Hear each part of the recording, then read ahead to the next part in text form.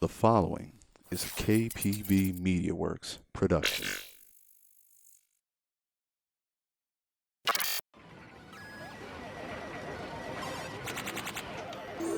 Choose your fighter.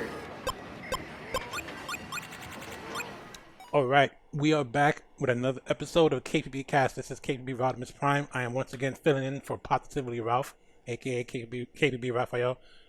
He's on leave right now. He's becoming a parent, so we want to congratulate him. And I'm just here to fill his shoes until he returns. Yes. What an interesting world to have a child in. I know. That is the voice of the one Brian Stone, aka ChaCha, straight out of the Buffalo, New York region. So, ChaCha, how you doing today? I'm doing well. How are you guys feeling? Everything going good? We are good. Yeah, man. As much as we can do around here, considering everything that's happening, we're around. We're thriving somehow. So, but I want to thank you definitely for coming out and taking the time to spend with us. And I want to get into who are you? A bit of your upbringing, like where do we start with you?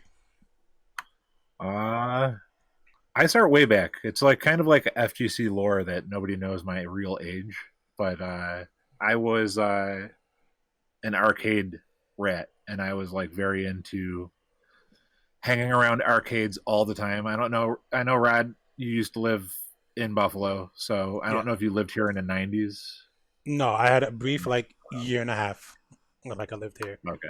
And in the 90s, Buffalo had a number of arcades. I'm sure it didn't have as many arcades as a lot of cities, but it had like 6 or 7, and I would like make a circuit out of those. So that's really where my passion for fighting games and like competing in games really came from. That was where it was fostered. Oh, sounds good.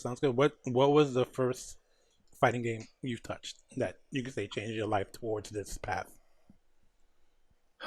Yeah, I mean, I played fighting games at friends' houses in the Super NES era, and I'd play them occasionally at arcades and not really care about them. I was more into like the platforming and adventure games when I was really young. But I'd say the first fighting game that really took a hold of me was either Tekken 2 or X-Men Children of the Atom. I'd say that. Like the sprites in that game like blew my mind, because I didn't really have a grasp on like what anime was. Nobody did back then, right? And like the artwork for the X-Men in that game, especially Psylocke. Oh my god, I was like, I couldn't believe it.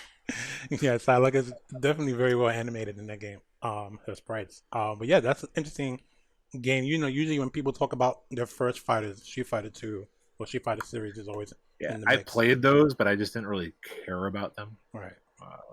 But yeah, like Tekken 2 was the first game that I cared about winning. Okay, so what made Tekken stand out for you? Because we know why X-Men is an X-Men property. We loved X-Men characters growing up. Who doesn't like mutants in comics? Correct. Yeah, I grew up on the cartoons and the comics. I was super into comics. When they borrowed a lot of the same voices from like the cartoons back then, so it was like especially Wolverine. I mean, iconic. Yeah. It was a clear transition. It was like, why not? Why not love this game? Not with Tekken. What was that for you? Tekken just it looked so beautiful, and then, like the arcade that I happened to frequent the most, the one closest to my house, had these giant speakers hooked up to it, so I could hear the stage music in the arcade clearly, which was a rarity because in the arcade, if you remember, it's just like chaos. Like you couldn't hear anything. Yeah, so I could hear the music clearly, and the echoes after the characters got knocked out, like the aesthetic for Tekken, and right after it, Soul Blade came out as well, and like both of those games, the whole like music 3D being like this new burgeoning gameplay thing, and it looking so crisp on the arcade monitors, like I really got into that, and it just happened to be at a point where I was like really starting to understand games beyond mashing and just like believing that they were luck based. You know how kids do. Like, I don't know if back, especially back in the 90s, where things weren't as well known as they are now. We didn't have the internet and wiki and all that stuff to look game facts to look up stuff. So like kids just held these beliefs, and these beliefs like took place across neighborhoods and communities and stuff like that of just word of mouth stuff. And like people believed in the most ridiculous stuff. And back then we all believed like skills at video games were not real, and like everybody was just lucky or magical or something like that. And So that's a Tekken kid 2 who's learning. yeah, for whatever reason, like Virtual Fighter, I never took to Virtual Fighter. It was just Okay. like too. It was too It technical was, for its yeah, time. it was stiff too. It felt Yeah. like really stiff to me because the input timing was so stringent. Hmm. Tekken 2 was kind of like more loose, like the the hit stun on Yeah. the moves, like when Kazuya would gut punch or like Heihachi electric, like you could feel the weight of the characters, right? And I like really took took hold with me, and I just like really liked it. And doing King's chain throws, there was nothing like that in a fighting game before, so All right. that was awesome. That But was, yeah, stuff like that, I just started caring about it. And, yeah, I just got addicted to fighting games after Tekken 2. that is definitely the appeal of Tekken. Like a lot of the systems that it introduced into fighting games. Real quick, original or arranged soundtrack, particularly Tekken 2. I mean, I love both of them. Arranged obviously takes more like listening to the actual music into account, so Mhm. arranged is generally better. But I mean, I still rock out to the original stuff too. Yes, definitely. Do you change your options in the Tekken 7 to like have like one game set of music? Because I do it. Like whenever I turn on Tekken 7. Oh yeah. Yeah. Every Tekken where like Tekken Tunes is available, like I change the stage music to all kinds of like classic Tekken 1, 2, 3 soundtracks because those are my favorite. Definitely. I'm jumping ahead a little bit to where I want to be, but as I pointed out real quick, in one of your tournaments, I loved you had the Tekken roulette. That was Yeah, like yeah. a really fun time. Like, what made you think of that concept? Oh, it's just something that, like I wanted to do that for a bunch of games, but logistically, it's so hard. Like it's so hard to have enough consoles at a major tournament to run all the games on original hardware. So we tried to take shortcuts because I was like, well, I have classic PS3s available to me. We can play PS1, 2, 3 games all on the same console. But we ran into difficulties like the digital analog didn't work in Tekken 2, Mhm. and we had to turn like the controllers had like some kind of weird latency input issue, so it didn't go perfectly. But I just always wanted to like have those because like you always have those people in the community, right, who talk shit about the current game and say, man, you should have seen me back in Tekken 3. I was unstoppable. Or, man, Tekken Tag 1 were the days, man. You Tekken guys don't even know how to play anymore. Like, we're the real ones. So I was like, we need all of those guys in one tournament to see, like, who's the best overall at the game of Tekken. Right. And it proved to be Spiro. That's a good game. Oh, yeah, Spirit won that time. Yes, that was pretty fun to watch that. So let me remove you from the FGC for a second. Who is Brian Stone? What is he like when you remove the fighting games away from him for a second? If you remove being a fighting game personality and organizer from me, I am very much into watching bad movies. Like Yes, really I know bad this. movies. Like I just love like seeing movies that like you could tell the director had such vision and ambition for and just didn't have the budget or the actors or the crew to execute anything close to what they wanted, and like just all the suffering that comes from that. Like I just find like I don't know, a certain comedy in bad movies. Dude, you're probably the only guy I know that has like every like poorly Nigerian produced movie. Like, oh, dude, I got a personal media server that's like burgeoning on 22 terabytes, and it's almost all just bad movies. That's so awesome, man. That's cool. It's like such a great hobby. But I'm really into that. I'm married. I spend a lot of time with my wife. We've recently engaged in taking more trips to just like see nature and stuff like that. So I enjoy hiking. I don't get to do it as much as I want to, but hopefully, later, now that I move into the next stage of my life, and after COVID, like, everybody got to reevaluate their stuff. So I plan on doing a lot more hiking. I used to be into video game collecting. I've recently just gotten out of that racket. The stuff's just gotten too out of hand. Yeah, that's a good segue. Let's talk about your background, man. What's going on back there? It's just well, behind me, I've got every single original Xbox game ever made, and then a whole bunch of PS2 games. And nice. And I know this room's all the way around my room. Yeah, it's way bigger than that. By the way, I've been here. It's like pretty awesome library, man. It's like an old Funko Land. I used to have those fantasies of like building this awesome like video game like man cave or arcade cave or whatever you want to call it. They call it something different every decade. But I just wanted to have this cool place where my friends could come and hang out. We could just play whatever the hell games we wanted. But that feels like a bygone era. Like people going over to people's houses probably, well, even before COVID, it just kind of stopped happening. Yeah, I can see that. I'm sure that's like area and person specific, but just in my area, the FGC also goes in cycles. So all of the older players that were in my scene kind of rotated out, and there's a new generation that rotated in. And every generation that comes in, like the kids get younger and younger, and it's harder for me to connect with on like a personal and friendship level with. So Right. I don't have people coming over to the house anymore, and like just kind of gave up on that dream. But you just get to see the remnants of it now. So It's still a beautiful dream. I personally, I say don't give it up. But you know, I used to have all those arcade cabinets in my basement, and now I basically put them at our venue, Buffalo Game Space, where we hold our games, and people can play them there because there's nobody who's playing them here. So nice. So, tell us more about BGS. Like, how long has that been running? What have some of the trials and tribulations you've had just to keep it going for so long? Well, I wish I could take more credit for Buffalo Game Space itself, but it's basically a coalition and now a common workspace for all the independent game developers in the Western New York region to come and have a cohabitation, so to speak, where they have a collaborative space, they could rent out desk space, and they could be around other game developers in the indie scene that are trying to build themselves up as well, and everybody can work on projects together as they see fit, or just have a nice space that's just like the type of space you want to start developing like games. And we have a sound booth and a studio and everything for people to work in. So it's kind of become this co-op workspace that a lot of game developers in the area use, and it's kept open purely from donations. So Nice.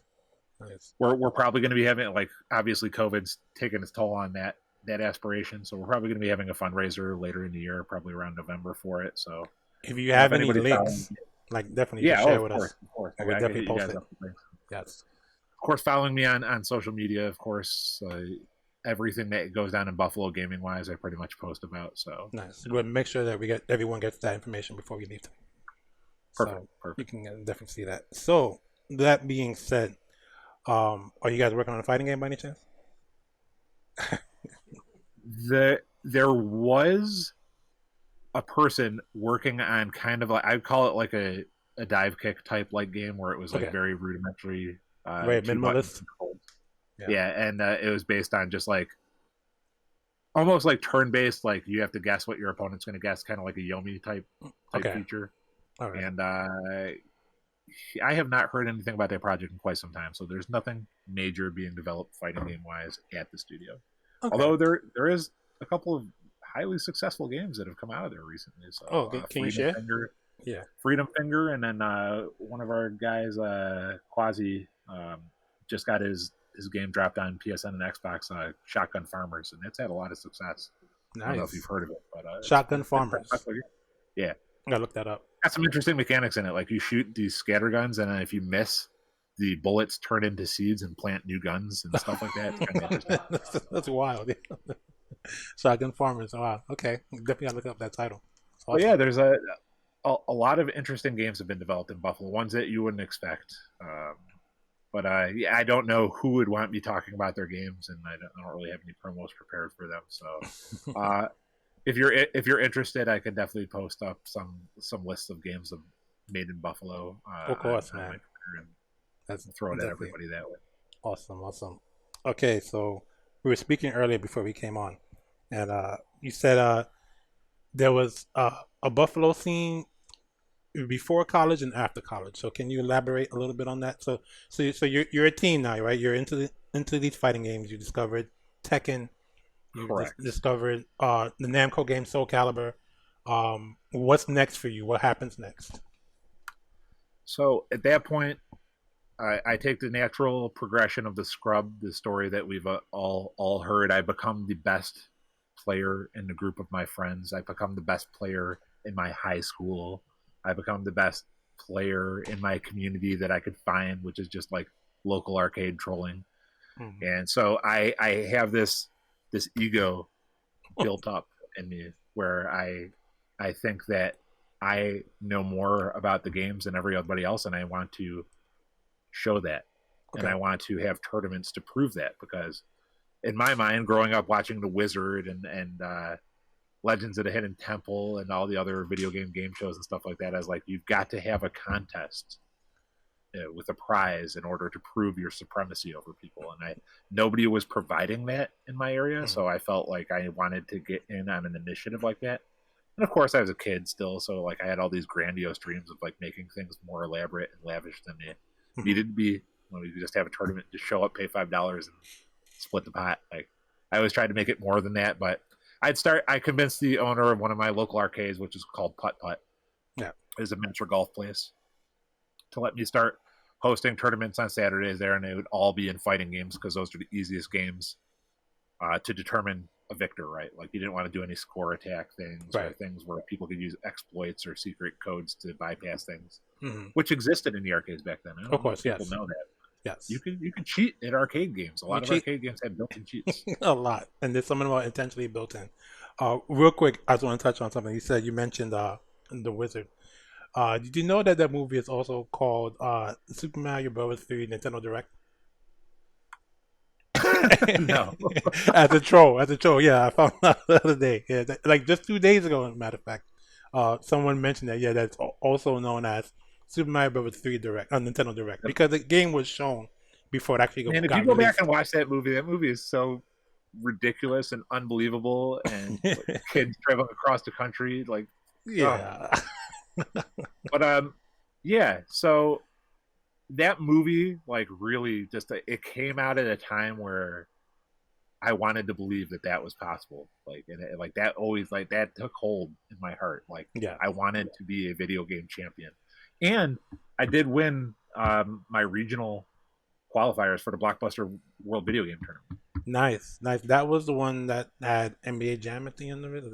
No. Yeah, NBA Jam, Donkey Kong Country, Teenage Mutant Ninja Turtles Tournament Fighters, and then Clay Fighter. First Clay Fighter. Oh, first Clay Fighter, yes. So such a wild I'd won in the 90s. I'd won my local store competition. Then I won the city store competition. Then I won the regional competition. And I went to New York City. First time I ever went to New York City in my life, actually, and lost to a 9-year-old on a tiebreaker. Tiebreaker in the game that he was better than me at. I beat him in the fighting games.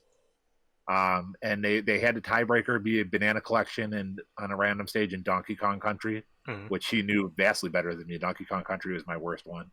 Yeah. I just didn't practice those levels or anything like that. He ended up beating me in a tiebreaker, and then he went on to the national championship, and I was left in the dust. I still had that. Maybe that's what like gave me that like want to just keep going. That fire, like just can't stop here. I never got to be a national champion in anything. Oh, who did my You're a champion in our hearts. That's all that matters. Oh yeah, I used some. Even back then, I figured out some broke ass stuff in tournament fighters, man. That still holds true to this day. So I was proud of myself on that fact. Everything stays broken, man. So okay, so you established this relationship at Putt Putt. Generally, what year is this about? Mid-90s. Mid-90s. Okay, so you're in there. You're like. I'd probably say the like first TO. Right before I left for college, which was right around the turn of the millennium there. I was running tournaments on a regular basis or a semi-regular basis, sometimes weekly, sometimes monthly, depending on the needs of the arcade for their space and my interest levels. I also played Magic the Gathering like really, really competitively back then, and several other collectible card games because those were really, really huge back then. All right. And I traveled for those a lot, so I wasn't always available for arcade tournaments, and I was the only person willing to run them. But man, I used to run single elimination tournaments for so long that when double elimination became the standard, like I didn't know how to float people to losers, and I made like the worst brackets ever. Like, yeah, so much double elimination, double jeopardy, yeah. We didn't know how to do round of losers and stuff like that. I was really bad at it, but I tried. And people like that, like I could be very loud, as you well know, I'm sure. Mm-hmm. Yeah. People like that they could understand my speaking and like just like the authority I had over like making sure people were in the places they needed to be at the right times and got stuff moving. Like people appreciated that fact, and they ran tournaments. Like I'd be running like Warhammer tournaments at the local games workshop and stuff like that, just because I knew how to communicate with people and I knew how to quickly organize and get things going. And I don't know how you define that as a quantitative skill, but people appreciated my directness and my bluntness, and they just kept offering me opportunities to keep running tournaments, and I just kind of ran with it. Nice. And then I took that with me to college, which was in Pittsburgh. Okay, so yes, we're going to go into that. So now, time travel a couple of years, you're in Pittsburgh, and what happened in Pittsburgh right now? Pittsburgh had no scene whatsoever. They had an art. So I went to school downtown. I started at the Art Institute of Pittsburgh when I got there, which was just a complete scam school. So I got suckered hard by that. But the one benefit to it was there was an arcade like a block away on Smithfield Street. It was called Ace's Breakaway and Play, and they had fighting games. Like it was all like video poker machines, but they had a line of just fighting games. That's pretty much the only like real conventional video games they had. Right. And I'd be in there in between classes on break, even after I got work. Like I would be in there all the time, just like practicing Soul Calibur 1, Soul Calibur 2, Tekken 4, Tekken 5. Those games were out when I really started giving a shit about finding other people to play. And it was like that start over cycle. So I was the new kid in town, and of course I like this is the magic that's gone, Rodney. And I wish more people would realize that back in the day, without like the powers of YouTube and just like streaming and stuff like that, people didn't know how to find legitimate information on games, and they also only had what was around them to determine what skill in a video game was. Right. So it was that magical time back then where everybody thought they were the king shit at fighting games. And if you beat them, there was always somebody they knew that was better than you. Yeah. And they would make up some that. Tell me how many times you had to hear this all the time in your city. Like, man, my friend used to, he lives on the West Coast now. He wins all these Street Fighter tournaments out there. Yeah, he won a world championship. He would body you, dude. You ain't nothing. Like that would be their shit talk. Tell me that didn't happen at Chinatown Fair on the rack. All the time, man. All the time. And it was kind of true. People actually like moved out. I guess by that time in CTF, people started knowing about the West Coast, and I'm sure before like the more notable names like a Justin Wong or Chris G moving out there, you had smaller time players, who moved out to the West Coast. Not to say small in scale, but because the scene wasn't as out there as it is now. You have those guys that moved out to the West Coast. Was it for fighting games? Maybe not, but they definitely was playing when they were out there and probably got better or comparable to when they were in their home region. So it happens all the time. So not only was it that type of thing, but they would always have some guy they knew, and I became an expert at like rooting out these people. They'd always have some guy they knew that was better than you. Mm-hmm. And I would get on them about that. Like I would like be persistent. I would communicate with them. I'd email them. I get their phone and I text them. I'm like, "Yo, where's your boy at? Like, he's supposed to see me in Tekken 4. Get this guy over here. I'll bet you $20."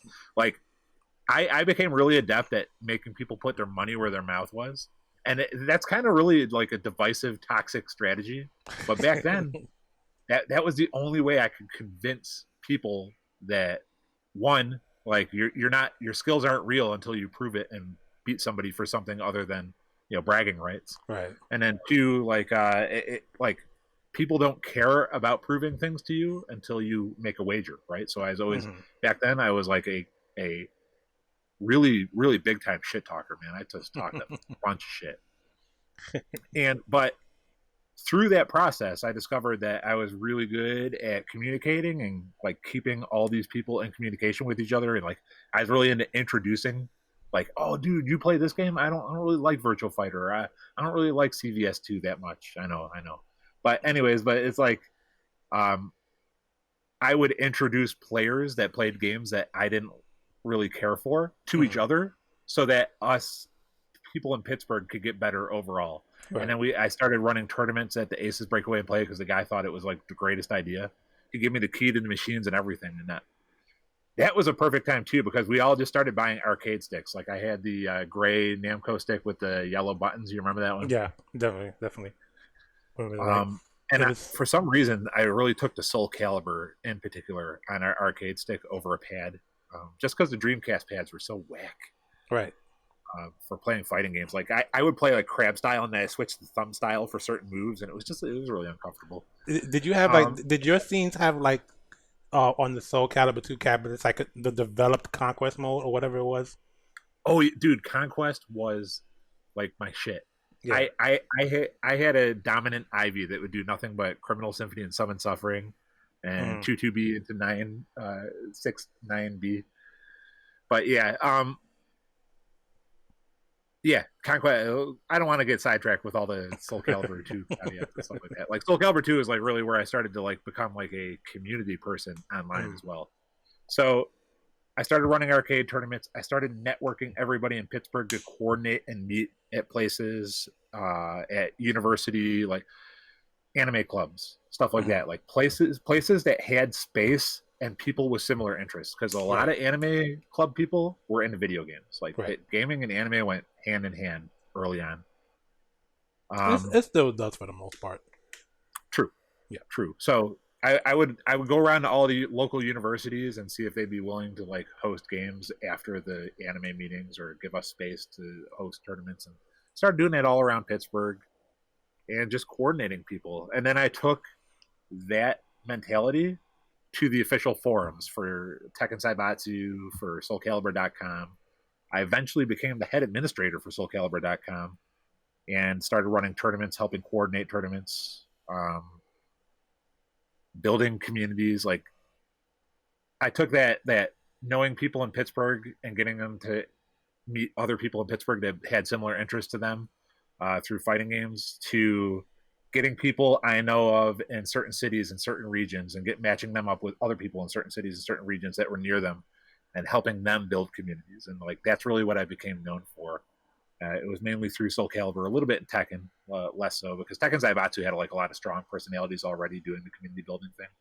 So I was mainly relegated to the Northeast there, but Soul Calibur was more of a national thing, and I really got a lot of people talking, and a lot of people that I introduced to each other are still friends to this day. So I was happy about that, like feature of the community. But yeah, that's really where my life in Pittsburgh took me as a game community manager / tournament organizer. And then we started running these tournaments in Pittsburgh called UCP, which was named after this pizza that we had called the Ultimate Chicken Pizza. It was like this completely unique thing from a pizzeria near us. It had a ranch barbecue pizza sauce, and it was cheddar Monterey Jack as the pizza cheese, and then spiced Cajun potato wedges and fajita chicken with peppers as the topping. Wow. It was like, it was such a good pizza. Like it became renowned in the FGC. That's why the tournament was called UCP. People would basically be coming to play games, but secretly they're coming just to get some of that pizza. Yeah, wow, it sounds great, man. And we became so tight with the pizzeria owner that he had like these tournaments were held in my house, because that back then we had majors in people's houses. That's how small the FGC was. I had 70 people in my house. Granted, it was a 4-story house, and I had 7 roommates, and they were all somehow cool with me taking over the house for a weekend. So we crammed 70 fucking Soul Calibur and Tekken players, and also Guilty Gear, and I was into the Guilty Gear community at that point as well, really heavily. Guilty Gear is my favorite 2D game. Okay. In our house, we all cram into my living room, and I swear to God, the floorboards almost gave way. We could feel the floor buckling underneath us. That's how many people were in my living room. I could still dig up the picture. I'm sure we still got the picture somewhere. 70 people in my living room. And we took a picture of that with a stack of like 100 pizza boxes in front of us because we ordered 100 pizzas, and the pizzeria owner kept that framed on his wall for like the longest time. Like he thought it was the greatest thing, dude. Like they did so many favors for us. But yeah, back then, like having 32 men in the bracket was like a super major for us, of course, especially on the East Coast. Like the West Coast had a little bit more organization because their arcades had survived. Mm-hmm. At this stage in like the 2002 through 2004 phase of the East Coast, arcades were closing left and right. We were losing all of our famous arcades. So people were really like experimenting with like what public spaces were okay to hold gaming tournaments in, and like logistically not a lot of people had equipment and people coordination skills, so a lot of it wasn't working out, and I tried to provide that by getting people to come to Pittsburgh. And yeah, and like I was telling you before, as an aside, and sorry it's so scatterbrained because like there's so many things, like individual stories, right? 2000 through 2000, it's probably all coming up to you as you're thinking about it right now. Yeah, like I was also running anime convention tournaments for like Otakon, Animazement, AWA, Katsucon, all the big ones. So I was running their video game rooms for a world warrior. Yeah. So I was running tournaments and in a lot of cases running the actual video game rooms themselves and like designing tournaments for those. And that's really where the FGC was born. Especially on the East Coast. I think like people, for all the people who used to go to anime convention tournaments, because that's the only place to definitively gather everybody and say who was the best between them, even though the prizes were shit, like anime box DVD sets donated from a vendor and stuff like that. And then like you would have to like battle through scrub logic because they had people in place like running like Iron Man style ladder tournaments where the first person in the bracket faces the next person in the bracket, and you keep going until you lose. And like it doesn't even sound good on paper. It doesn't. But it like they didn't even realize the flaw that like if a semi good person is the last person in the bracket, all they got to do is beat one dude, and I'll catch him. And it was a single match, single elimination style. So like anybody could random out anybody in fighting games back then. So like. You had to compete against like defeating the mentality of people who ran events with like rules. Like anime conventions used to have like the most ridiculous rules, like no corner trapping people, no being cheap, no ring outs for Soul Calibur. What? But I was in a tournament where I got banned for throwing somebody too much. They actually asked me to be disqualified. They're like, wow, this guy did a throw 5 times in a row on somebody. This is not the spirit of a fighting game tournament. And that was at Otakon. Wow, yeah, but they literally had the rule number 1, no being cheap. And cheap is like a completely subjective term. What's totally cheap? subjective? Yeah, you know, but it's not cheap if you know how to deal with it. You know, I don't want to rant on too much about that, but yeah, that's really where I developed my community building skills and like learned how to run tournaments and learn like what worked, what didn't.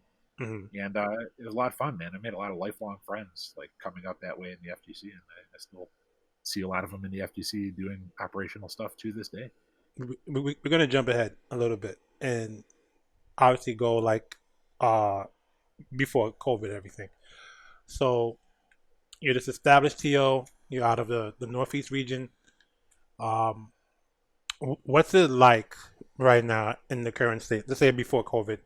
What is it like being a TO in the community nowadays? Before COVID or after? Yeah, before. Let's say before COVID. I mean, it's just kind of. I mean, you had this history. You had this experience. You've seen generations at this point come and go. So what's it like? Correct. So what it's like is just a lot of work, and it's that type of work that's going in, it's thankless, right? Like of course. Very completely thankless, which is fine. I don't resent any of it. I wouldn't do it if I resented any of it. But it's just a thing where I want to give the people in my community and the people around me the best chances to succeed at something they love. And I always want to like recreate that atmosphere of the old arcades. I want people to know what it's like to be in an offline competition, because it's so much different than online. It's like people try to sugarcoat everything these days and gaslight you into believing things that just simply weren't true. But like, there's nothing that's ever going to match looking your opponent in the eyes. You know, all the shit talk you talked online before that, none of that means anything. Right. When you're face to face with somebody and you've really got to prove that you're better than them, you prove that you can win. And like, I think like this, a lot of this generation's like missing that like factor. So I try and provide that. And I still just find myself like just really energized at like organizing people, like helping people find what they want to do within the video gaming that they love, like taking their hobby to the next level. And I enjoy, even like for Smash and other things that I don't personally play or really care for the game to begin with. I get that they are gamers and that they are living the same dreams and the same fantasies that I am, and I want to help them as well. So I do everything I can to help every type of gaming community in my area get together and make their events better, meet other people easier, and just always have a space to play where you don't feel like it's a giant hassle to go out of your way and meet people and play games. That's just something that has just become kind of like a thing for me. Nice. It's just a daily routine. So. I definitely got to say personally, when the first time I know how we met, I don't know, did I reach out to you or did you reach out? I think I reached out to you. I believe we met each other at a major, and I talked about, hey, would you ever consider, like, I like what you guys are doing. Would you ever consider coming out to one of my events? I run something like that. I think that's how I met you. Yes, that's right. That's right. I think it might have been it's probably at a Big E tournament. Yeah, definitely. Something like that. I remember, like, Steve and I, we do logistics and we talk to you, come up, and even to this day, like when Steve and I talk about it and talk about communities, like, you guys are so encompassing in what you do, and you're so tight knit, and I've never felt so comfortable in a community, in any community, not even our own. Like, I come to Buffalo, it's cold as hell, it's only like, what is it, October? Like, October is like winter. It's like, but the community is so warm, man. It's so warm and so endearing, and it's like Steve and I talk about it all the time. Like, we had such a great time going up there all the time. Your hospitality, your community. So, and that's not overnight work at all. Like, you had this experience now, right? Like, you went to Pittsburgh. You literally put them on the map. I don't care what anyone says. What you're telling me, I know you're not a liar. You put them on the map, right? So, I definitely put Pittsburgh on the map, and that's fine. It doesn't brag about it. I'm not, not to be a braggart, but it's just what it is. And like, you come back home with all this knowledge, right? And all this like experience. Like, what's the next like decade for you, in a nutshell? I come back to Buffalo in 2006. Everything that I had left in place is gone. All the arcades are gone. Like, Buffalo is devoid of arcades other than like Dave and Buster's. Did you find out when you got back, or was it something you just heard? No, I mean, my family still lived here, so I come up and I try and keep tabs on the friends. So there was a arcade left in Buffalo when I came, and that was in our main mall, the Galleria Mall. It was called Cyber Station, and I immediately go to those guys, befriend all the employees in the arcade. We start playing like mad free fighting games after hours. Like, they unlock all the cabinets and we just play. And they start letting me run tournaments. The store next to the arcade eventually goes out of business. We get to use that space for console tournaments in addition to arcade game tournaments. And I just start doing what I was doing in Pittsburgh, and I just start building the community anew in Buffalo. And Buffalo didn't have any kind of like collegiate infrastructure like Pittsburgh. The community, like the colleges there, all are kind of like interlinked. Like, they have programs to like for University of Pittsburgh to interact with Carnegie Mellon students, and all the other like Duquesne, and there's a whole bunch of universities that are really close knit to each other in Pittsburgh, and the students like not video gaming wise because esports wasn't a thing back then, but like those colleges like had programs for students to meet other students from other schools, and Buffalo had nothing like that. Nothing like that. We have a bunch of colleges that are completely like don't associate with each other whatsoever, and Buffalo is like way more suburban of a city. It's like not all centralized, so you gotta go around Right. to get around places in Buffalo. So I took up the cup of just going to all the universities like gaming and anime clubs individually, and just starting doing what I was doing before. Finding people like I my typical approach was go to an anime club, wait till they're doing their announcements at the end, meet and greet with everybody, and say, hey, is anybody in this club interested in XXX fighting games?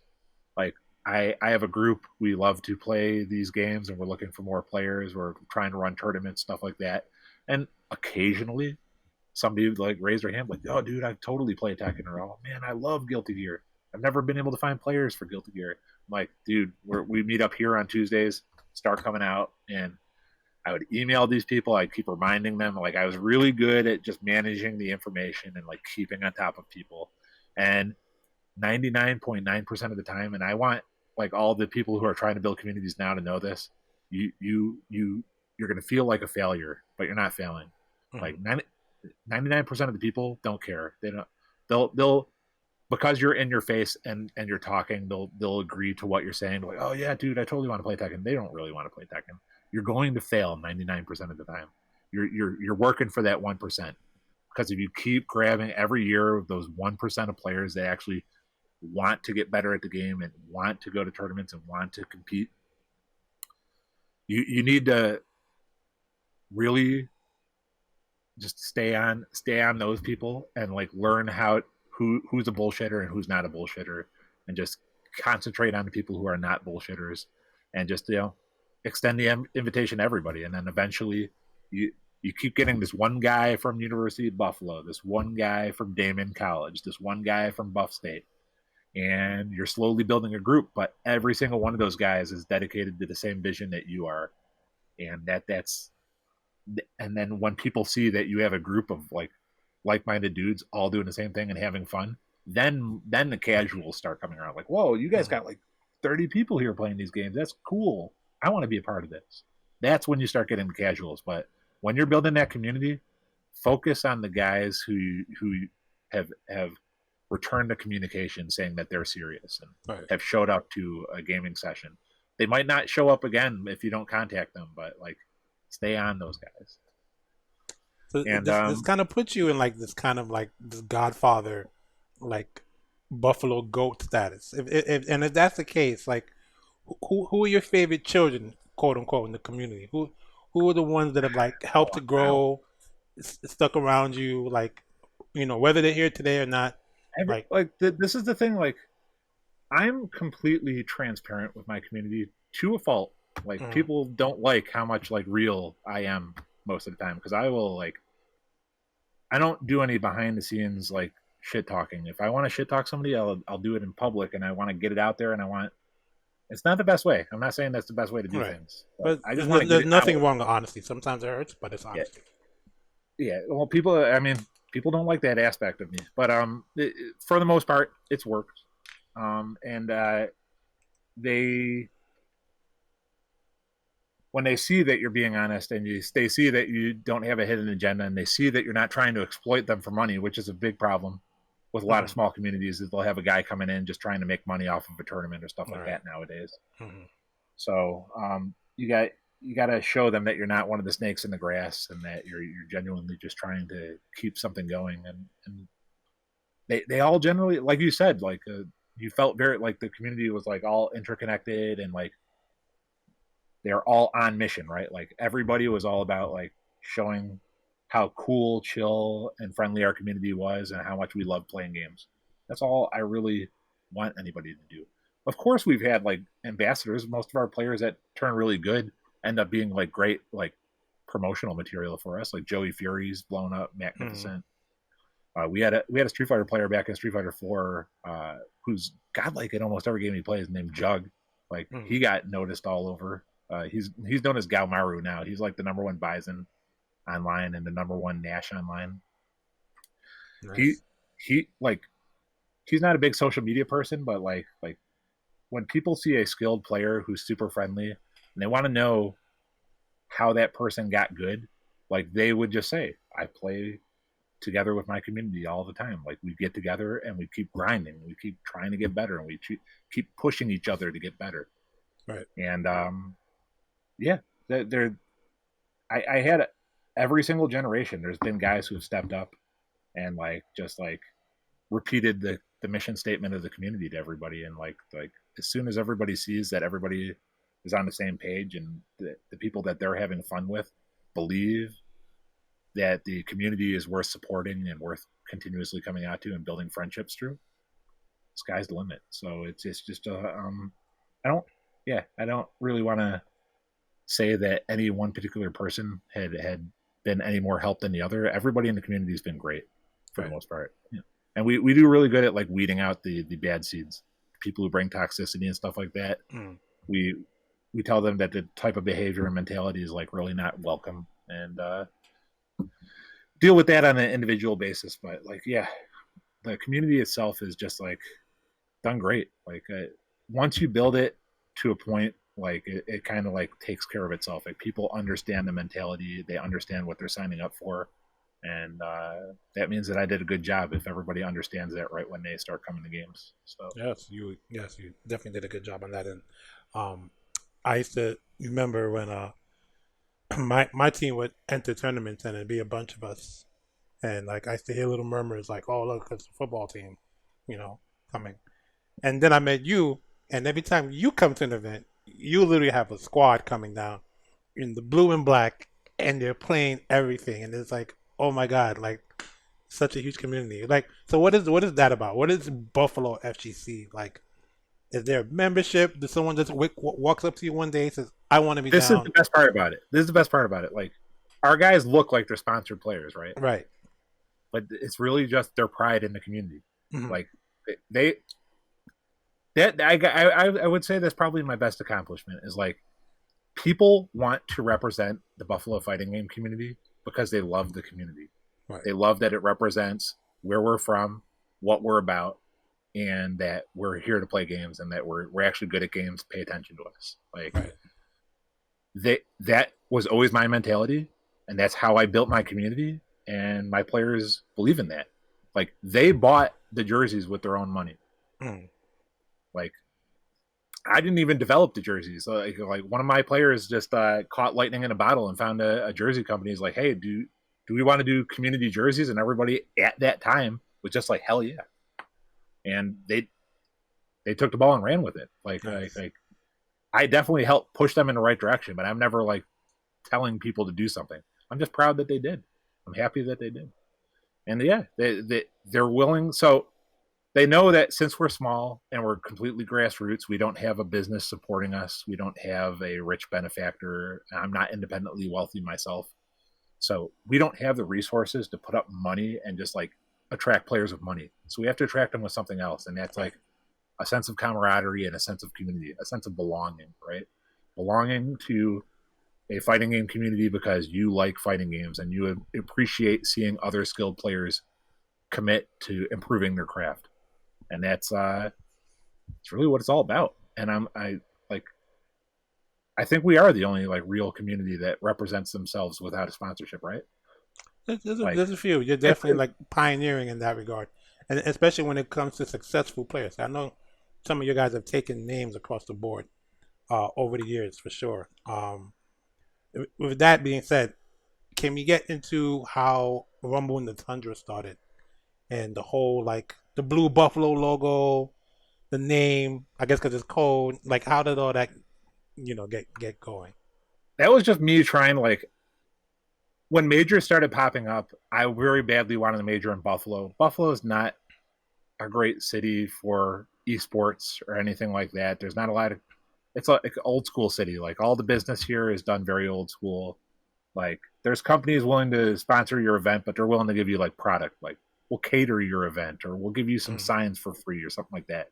But they will never put up money for a pot or anything like that. So regardless of that fact, I always wanted to have a major in Buffalo, just to say that we are a city that is worthy of that. And I very much believe my community is worthy of having a major locally. Like, we have better local support than a lot of the cities that have majors, and that always depressed me. But yeah, so I just tried to build it up. Unfortunately, like, my one failing, Rodney, and I'm sure it's been clear, and I'm sure I've expressed it to you, is just like, I'm not good at chasing clout, and I don't like the spotlight.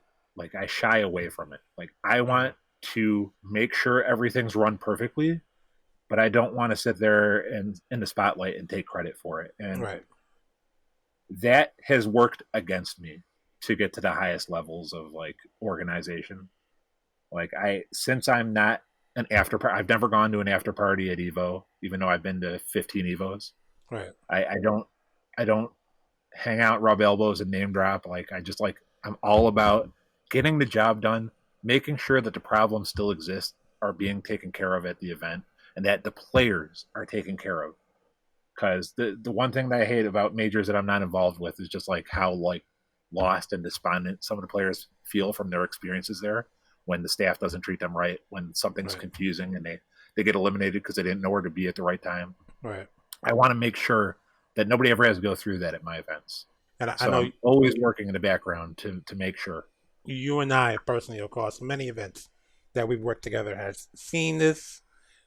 I know I can definitely say of basically anyone I've worked with, you take your role seriously in this community, and to a point where if you feel like you're not being respected, you will handle it the way you need to handle it, even if it means a step away. And I've always respected that about you personally, because you're no nonsense about just the community. So this is not even, again, it's not even things that you necessarily have your direct hands in. You're just a part of, and you approach it at a level where as if you invested your entire life into this event. That's not even yours. So I know your work ethic. And I think that's something that people don't know about me. Like, people are going to be watching this and they're like, "Who the hell is this guy?" Just some dude from Buffalo. You guys need to know who this guy is. I'm in the background of almost every major on the East Coast in Yes. some capacity, and I'm usually the head TO or floor manager of one of them. So, but I don't try and put that over people. I just want people to know that I'm there to make sure that they have a good time. It's the humbleness that comes with it. This is the pure at heart, things that people really need in this community. You're one of those outlets for that, because again, your work speaks for itself. You've had how many Rumble the Tundras over the years? 7. But which is a lot for people that isn't a major event ongoing. That's a lot. It is, and we've taken hiatuses, and we unfortunately took a hiatus even before COVID started, just because Rumble had become successful as a grassroots event to the point where we outgrew that venue. I mean, obviously, the venue, the Tri-Main building that we were at was just kind of like not the optimal venue, right? Let's say that you were there, you know the logistical problems we had. It's basically the basement of a renovated factory building. It's turned into like, when everything's going, you don't even know, man. It's just like games galore. Everyone's having fun, and that's kind of been your whole legacy, like making something out of nothing, and making it very successful, very well. So I definitely applaud you for that.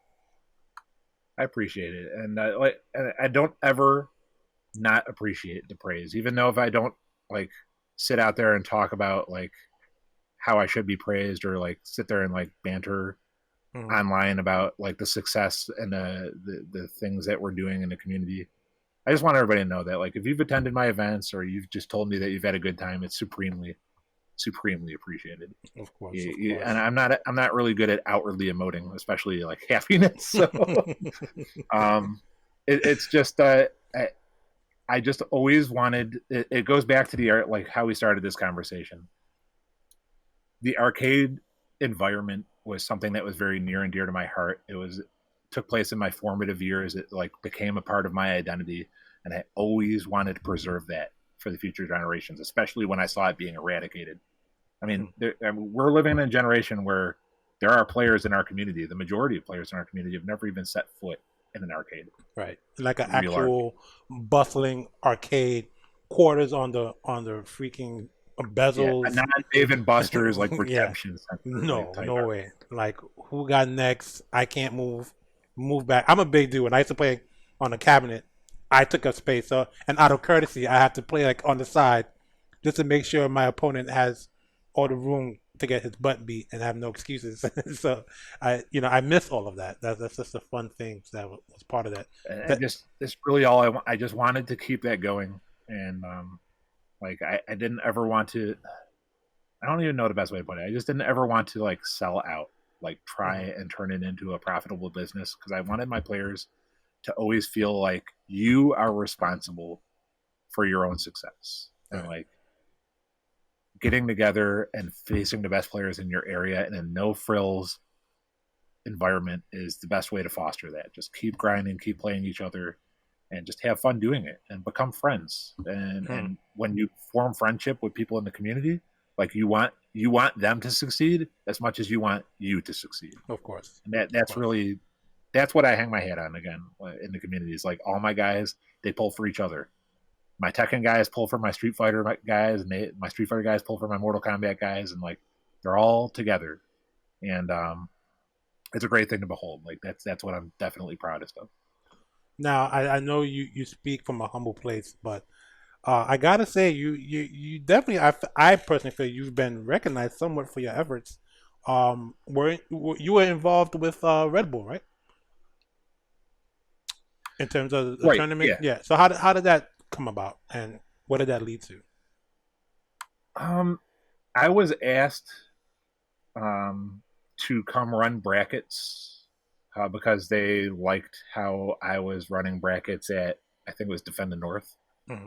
Like a Red Bull representative had been there and like, this guy gets stuff done. We need to bring him on board. And then, unfortunately, like Red Bull like is like this like layered process organizationally. So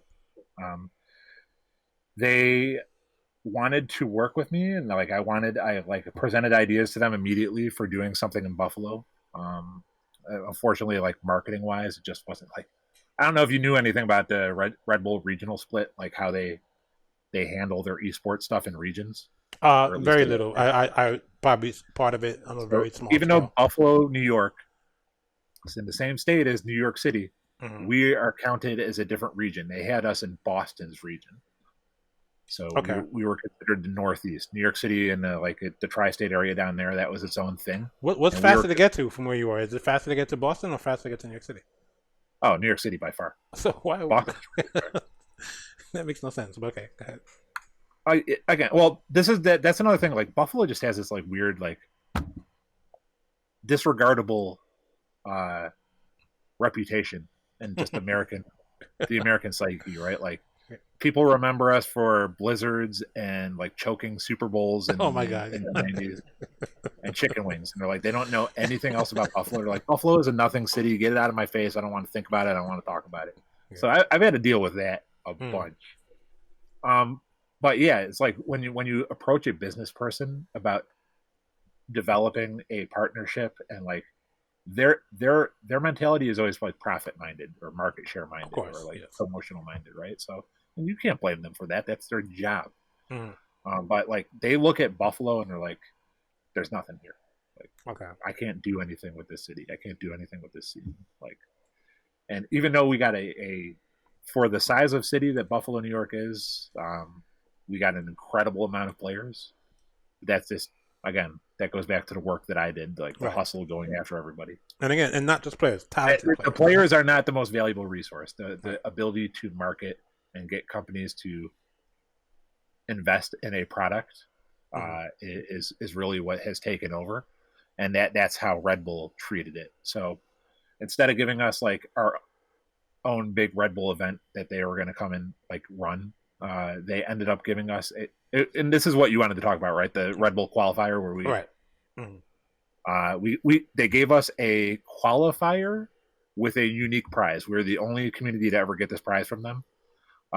They had promised us since I had done such good work for them, and they really wanted to get the Buffalo players, like, because they were doing, like, we had so many players doing so well all over, like, they wanted to get us some help, get us some recognition. So they're like, what we're going to do is we're going to give you a Rise event, which is like their lowest tier of the Red Bull Conquest Tour. And in this tournament, your top 8 players from the Red Bull Conquest games, which were Tekken, Street Fighter, and Guilty Gear, your top 8 players in this tournament are going to get a free, all expenses paid trip, and you're all going to go on a bus together, and we're going to pay for the hotel and everything. Nice. Free, all expenses paid trip to Boston for Conquest to prove that you guys are the supreme scene in this region. Nice. And so now that's 8, the top 8 in each game. So you got 24 players collectively. 24 players, and then me and 2 other staff members. So nice. like incredibly gracious of Red Bull. I was super happy that they did that for us. Not ungrateful at all. There were some logistical problems that came with it. Don't even need to talk about that stuff, because the end result was that was an amazing opportunity, and it was most of my guys in the community consider the whole Red Bull Conquest experience as one of the best things that ever happened. And you guys took some names at the actual event, right? When you guys got there, we won every single game, and we dominated. Like, we were basically populating the top 8 of almost every game. We destroyed the Northeast. Yeah, two of the 3 grand finals were Buffalo versus Buffalo, and then the other one was Buffalo versus New York City. Not even a Boston player in sight. Just like the Red Sox. Okay. But yeah, we won all 3 games, and it was an awesome experience. Like, that Red Bull Conquest tournament in Boston. It was at Gillette Stadium, like, and Bills, like, we're all Bills fans and stuff like that. So being at the Patriot Stadium and like hanging a giant L on that shit for Buffalo was like a great thing to begin with. Like, it was just great. Like, the whole experience was great, and like it really brought all the guys who went on that trip. And we had players come up just to support us. Like, all the guys who went on that trip, it was like one of their best FGC experiences ever. And they'll remember it for the rest of their lives, and I'm super happy about it. Awesome. That is really... Yeah, I'm not saying I go completely unrecognized for my efforts. I'm just saying, like, your general viewer who will see this on YouTube, or your general FGC person, might not know who I am. And it's unfortunately by design. And I see the flaws of some of the things that I've done to stay in the shadows, but never think that, I don't appreciate any praise, and that I don't believe that I'm supported, because I definitely believe that a lot of people believe in what I'm doing, and that's why, you know, the guys at ECT have me as their floor manager, and Defend the North has had me, and KIT has had me, and Big E trusts me to do a lot of his floor work. So I feel appreciated in that way, and I just going back to the whole Rumble thing, I just wish I could have built something like bigger and better in Buffalo, and it's still an ongoing process. But it is, definitely. And I personally don't think you should give up on that at any point. Again, it's a beautiful thing you've done over like 20 years now. It's 2 decades plus of like ChaCha. How did the name ChaCha come about? Did I just dance all over everyone when you win? You bust out ChaCha? Do we make this a long story short? Long story short, I was a giant weeb in the 90s. If you couldn't tell from me talking about going to anime conventions and anime clubs and stuff like that to find fighting gamers, it wasn't because I was purely... After a while, it became because I was purely interested in fighting games, because like anime became really whack in the mid-2000s. Oh, yeah. That's for a lot of people. But in the 90s, I was a giant weeb, what you would call today a weeb. And there was a quirky little anime that nobody knew about, so I thought I was super cool, and I just adopted this name. It was named Akazuken ChaCha. It was about Little Red Riding Hood. It's basically Little Red Riding Hood ChaCha. You can go look it up online now. It's just like some definitely magical girl series, and it was like Ranma 1/2. Ranma 1/2, okay. Nice. But yeah, the name was Akazuken ChaCha, so I would start... I thought the word Akazuken ChaCha, like the term, sounded super cool, like in Japanese, and I was like, oh, I'm all about it. I'm gonna have this unique name that everybody's gonna remember, and like nobody ever could pronounce the Akazuken part. Azuzu, Anakaru, Akamuken. Like nobody could ever say it right. So I just eventually dropped the Akazuken off of it, and everybody just called me ChaCha anyways. Nice. That's how that came about. Nice. Oh I, man. and most people, when they meet me, they're like, "You don't look like a ChaCha." I'm like, I personally thought you you just loved the dance maybe, and you just like that was your taunt or something like. not at all. It's completely weebish in roots, unfortunately. That's pretty Very awesome. regrettable. I wonder what if I wasn't a weeb, what I would have named myself. Probably something generic, demon or pirate, something like that. Or Buffalo Bill. Hey, that would have been work. No, Okay, so we don't need no tropes. so let's put some stamps on this passport, right? You're born in, or you grew up in Buffalo. You go to Pittsburgh, start a scene, come back home, expand your scene. You get the credit. You get some credit, not the credit maybe you feel you always wanted, but the credit. You left out for me another important part. I think the way you've been able to bridge your community with Canada, a whole entire other country. So let's get into that. Like, how did you get with the Canada boys and Well, get that started? so going back to my old mentality, there's always like I always like try to impress upon people. There's always bigger fish. So when you stop being your neighborhood champion and you start being your regional champion, you're like, who's next? Who's next to face me? And like Buffalo, for people who don't really know, because who pays attention to Buffalo, we're not close to New York City. No. We're actually close to Toronto, Canada. Because New York's a long, weird shaped state. So we're up in the Great Lakes region, and we're basically across the lake from Toronto. It's our closest scene. And of course, Toronto is this giant, burgeoning mega city.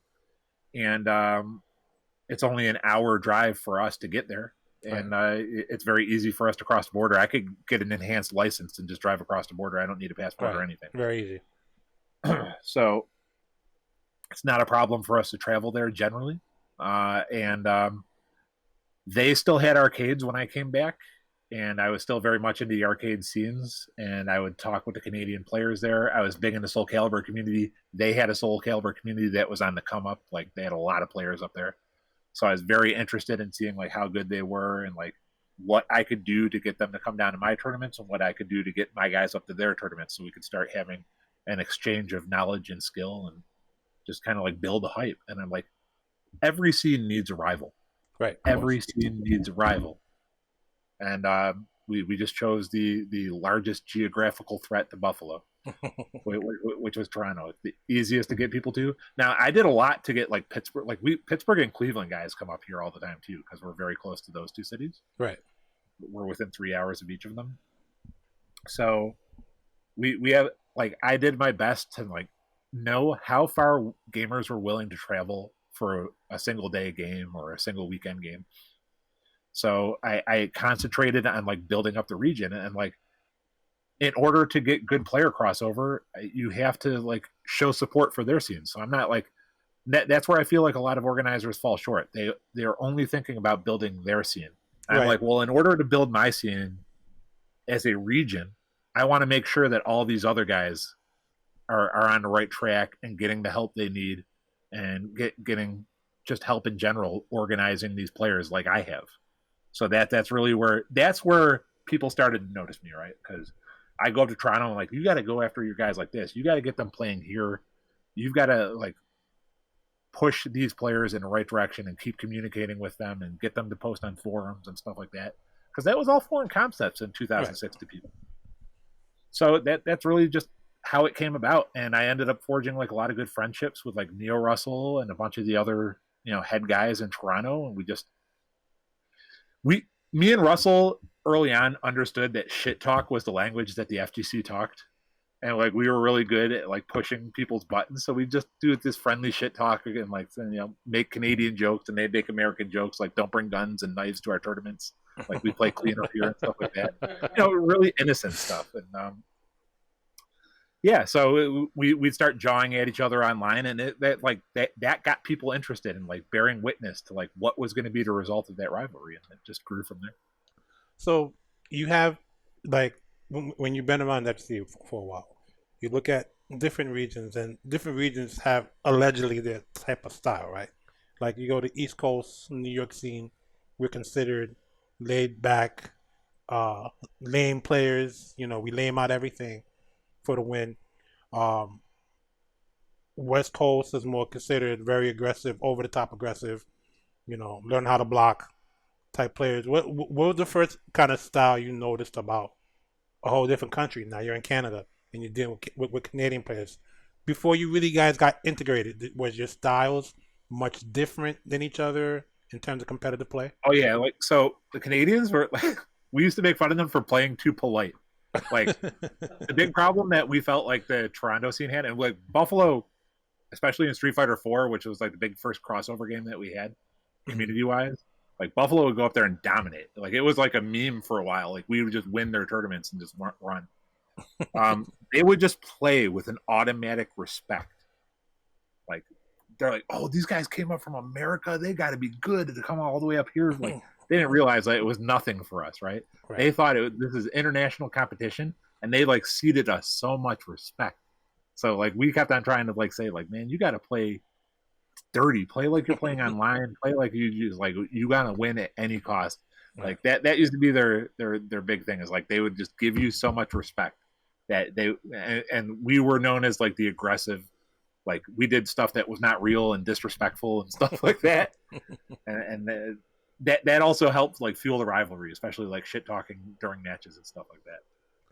I can understand that, because like for a lot of people that don't understand, especially if you come up from an arcade scene, like you mentioned earlier, with the whole rules and rule sets of like the anime conventions, no throwing. There was this weird unspoken like rule set in the arcade back then, before like things like tick throwing and like um just block strings and stuff like that were really about.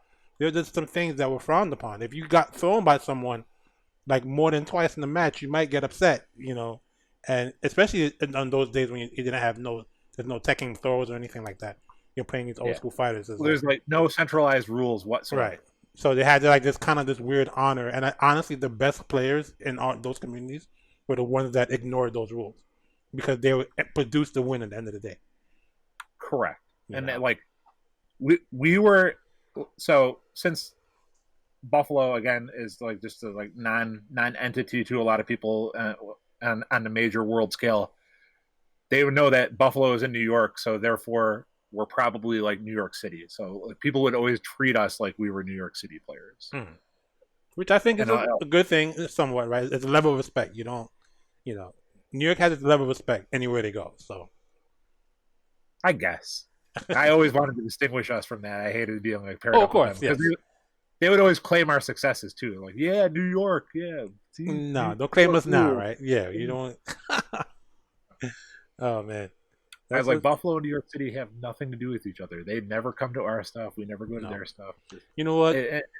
It's New York, and I as someone from New York City, I want to apologize for that, because like you said, you got guys in a 1-day trip, 3 hours each way to come play your tournament.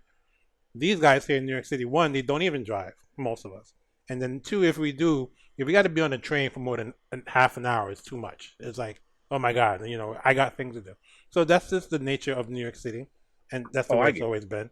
And you got guys coming 3 hours, to learn or beat you guys, depending on what the situation is. I think that's a great thing. Yeah, and I'm like, we have cities close to us, Syracuse, Rochester, stuff like that. Their scenes come to our scene to learn, to like get competition, because their scenes are X amount smaller than our scenes, and like we're the big scene in the region. Right. So, and I take that responsibility very seriously. Like, I really want the guys from Rochester and Syracuse not to have to come up to my tournament and play each other. I want them to play Buffalo guys. I want them to play Toronto guys. I want them to play Cleveland guys. I want them to play somebody who will never be in their scene, so that they get that experience outside of their bubble. And that's like a big part of the success here, if you want to call that success. That's another testament to your ability, because there are definitely times when you and I had to work together on seating, and you hit me up like a month before, and like, we got to get the seating done. I'm like, ChaCha, wait, it's just a month. We didn't have all the players in, Yeah, but we got the known players. We're gonna seat them. You're very serious about that, because it provides an experience. I went to Evo 2016, and in my bracket in the second round was Tia Sabin.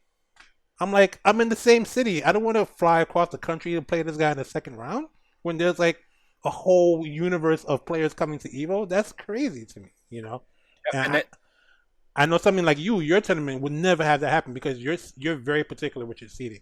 You know, again, it's just part of your work ethic and how you run and things. nobody's perfect. I've definitely missed players in the past. Like Yeah. I don't know every player from every scene. I wish I did, but like I try my very best Right. with the tools available to me to make sure that you don't have to play somebody you know at a tournament far Right. away from home.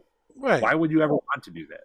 Like, let me see you in like top 32 or something. Like, if I make it Yeah. that far, I don't want to see you in the second round of my pool when we live in the same city. Correct. And I would always feel crushed every time somebody player come up to me and like, dude, I rode up in a car with this guy. I'm like, but you put your city as this on the bracket. How was I supposed to know? Yeah, that's different. Yeah. So it's tough, but I definitely went the extra mile and I lent those services to other events. I've seeded for everything. Evo, Combo Breaker, Final Round. Like I help with seeding everywhere that I possibly can because I want to make sure that people don't have to play each other from their scene. Like that's not the reason you're going to a major. You're not going to a major to beat locals. You go to a major to get the experience of playing the best from around the country and international. And it's even more important now with so many international players coming. Like, Yes. if you're from Podunk, town in Kentucky and you play against the same 5 guys every day, like how great of a treat is it going to be to play a top Korean player or a top Japanese player in the game of their skill? Like how much value is that for you? And like that's the reason you're going. You want a chance to compete against the best of the best. Right. I always want to make sure that that's provided. And it irritates me to a very high degree to see when it's not being provided or not being regarded. So it's definitely something to always consider whenever you're, developing a tournament. In regards to that, who were your favorite TOs? Who were the people in the community that you consider yourself, a peer to, someone you look up to, if possible? Who are some of those people, if any, that you think about on that level? I mean, almost everybody I've met I held in high regard. As like if you've been doing the same thing I've been doing, where you're doing the work in the background,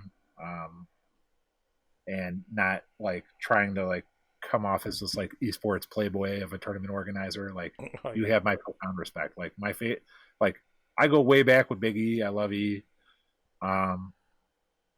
Russell from Toronto is one of my best friends. Like, too many to name. Like everybody from Big E's events, everybody from East Coast Throwdown, Defended North, all the East Coast stuff. Like most of the TOs I've worked with in my life, they have my respect, and like I enjoy talking to them on a friendly basis and on a personal basis. Like there's nobody I really have problems with, and if I do have problems with them, it gets squashed immediately. Like I confront it. So, but yeah, like you guys, Andre, Andy, like you all have my respect for trying to rein the beast that is New York City's little pockets of players that don't ever want to associate with the rest of the boroughs and stuff like that, man. New York City is its own beast in and of itself.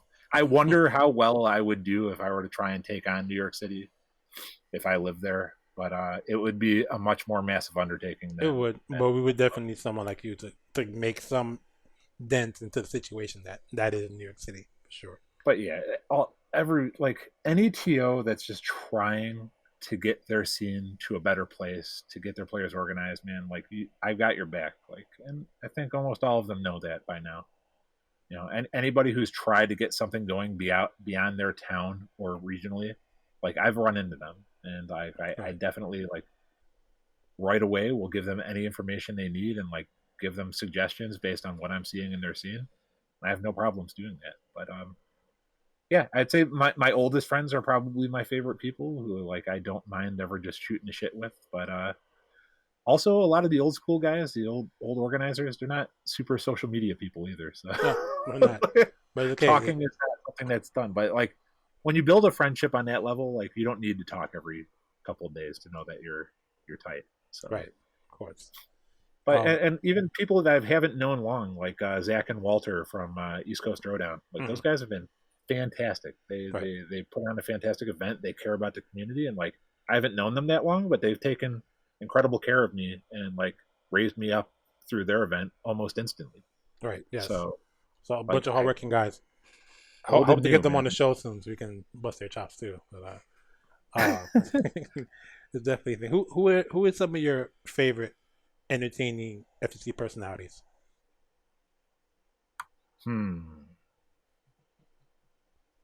Even whether you watching them or you interact with them personally at an event. That's the whole thing. It's like I watch a lot of FGC streams. There's almost always an FGC stream on in my background, but like trying to think, Tasty Steve definitely, Okay. Yeah. super entertaining me. Cool I dude. It's cool identify a lot with what Ultra David says. dude. On the way he approaches match analysis and just like rationally discusses things. Like I like his rhetoric. Yes. Yeah, those two like really stand out. Who else has been like super duper like entertaining to me? Maybe my boys at KPB. Whatever you guys do with stream. Whatever we're doing. What about DCB Curtis? It's someone that I have an ongoing rivalry. No, that's a good point. I was thinking mainly of like on-air talent. Yeah, but like personalities in the FGC. Yeah, Forrest Curtis, dude. DCB is. I still remember when he tried to gaslight everybody into believing you were the person who was anti-U.S. players. Curtis is the goat, dude. Oh man, we're gonna get this guy on the show. Him and I got a bone to pick for sure. But yeah, like I don't know if you're familiar with them, but the guys from KIT, Beely, and of course, yes. Those guys are great to work with and great friends. And I just feel like it's a laundry list, man. If I were to just like really sit here and think about it, I'd say like 100 names in every category. But yeah, it's a family. It's a family that you get raised into, and it's bigger than your own personal family. Like there's just so many people in different areas that you go to, that you see and you befriend and you exchange ideas, spend a laugh or two. It's amazing. I definitely try and raise up like all my guys who are trying streaming right now. Like I've always got their streams on in the background. I'm always trying to support them, but it's just like it's honestly, yeah, too much. The FGC is like this all-encompassing thing now, and I appreciate everything that it's become and everything that it can grow into, and I just try and support in any ways that I can. And it just starts on the local level, but anything that I can help with all the way to the international level, I do. Awesome. And like I said, I've always got it on. I'm always watching, but like I'm always like trying to work on my own stuff as well and perfect the things on my end. So I'm never really like on streams interacting with people, talking with people. And I just wanted to know that I'm still watching you guys, even if I'm not verbal in your streams. Definitely. One thing before we go, I want to touch on so I want to know, whether, we get through this current like social climate of struggle with COVID and everything going on and the world being upside down. What do you see yourself doing in the next couple of years in the FGC when given the opportunity to be back in a normal situation to execute your plans? Just getting my nose back to the grindstone and I've been through so much as a community organizer already. This is just another phase. It's just another cycle to recover from. Right. You go up, you come down, you go up, you come down. It's just a cycle. This is just another part of the cycle. It's a unique and interesting like world that we're going to be coming out into. Right. But I try and keep my community active online as much as possible. We run online tournaments still. I get that they're all in our Discord. We all talk a lot. We all just try and maintain like communication, and I'm just going to carry that to offline whenever we get back to it. Nice. Just keep your head in the future, no matter what I guess gets in the way of it right now, right? Well, you just like you've always had that. Dwelling in the past doesn't accomplish much, right? So right. It's just like you just got to move forward. This is the cards that you've been dealt. How are you going to move forward from it? That's always been my mentality. So nice. Any last words? Any shout outs you want to give? Any people that really just help you on the way? I mean, I've mentioned everybody that has definitely been influential in my come up. Shout outs to Russell, you guys, Andre Bufuteki, Zach and Walter from ECT, just my community, everybody that has like allowed me to be a part of their events and their communities and talk to their players and help them at any level that they require it. You know, I don't ever consider the work to be work. Like I enjoy helping you build what your dreams are. Like, and I enjoy helping your community succeed, because if your community succeeds, the FGC succeeds as a whole. So the more people we have in it, the more voices we have in it, the more scenes we have flourishing, the better. So I just anybody whom I work with, I know it's a cop out to say everybody, but it really, it's just too many people to name, and I don't want anybody to feel like they were left out. I'm really just not good at that name dropping and publicity. That's fine. I'm sure anyone that knows you knows somewhere you're mentioning them, and then I think that's fine. That's totally fine. And they know, like, right then and there, like if they have a question for me, like any time of day, any time of night, I drop what I'm doing and I help them. So I just want you to know that that's going to continue. So I love the FGC is definitely a big part of my life, and if I were ever to not be a part of the FGC, I would have a whole lot more free time, and I don't know what I'd be doing with it. Spam us right now with the social media. How can we reach you? Where can we find you? I've tried to change everything to ChaCha, the number 2, DAMAX, ChaCha to the max. Yeah. So that's my Twitter. That's my Twitch. That's my Facebook name. That's my Steam ID. That's my PlayStation ID. It's my Xbox Live ID. So that's where you could find me easiest. I'm most active for my community on Facebook and Twitter. We do, for the longest time, that's another thing, is like I didn't embrace social media, right? So I don't have this huge social media presence. We only recently made a community account for Twitter, so Buffalo FGC, if you want to see what tournaments we still got running during this whole COVID madness. And I just let the lease for my webpage expire, so there is no BuffaloFGC.com anymore. Teardrops. Oh. But yeah, it's crazy how online does that. Like I let it expire, and I was like, I'll just renew it later. And then GoDaddy came and parked on the domain and like $2,000 for your rights to your name back. I'm like, oh well, I guess that website's gone forever. Oh wow, yeah, it's a horrible market when dealing with that stuff. Yeah, but just follow my community. I as much as I want to help you and talk with you as an FGC member or person who's interested in the FGC. Support my community at Buffalo FGC on Twitter. It's Buffalo FGC Live on Twitch. That's our community stream, but I link to it through that Twitter account all the time. And please keep an eye out on my social media for the fundraisers that will be coming up for Buffalo Game Space. Yes, so send that to me afterwards so we can add that to this video, definitely. Yeah, hopefully we can save our venue and we still have an offline venue to return to once games resume. All right, man. I thank you so much for your time and taking you away from your Tekken event that I know you're missing right now. So I'm really grateful for you. I can't personally wait to see you again soon. You saved me the embarrassment of going on too. It's always a pleasure to have you and talk to you, man. I will see you soon, man. And thank you guys. Yes, thank you guys for tuning in. We will see you next time here in KPBCast. Take care and have a good day. You win.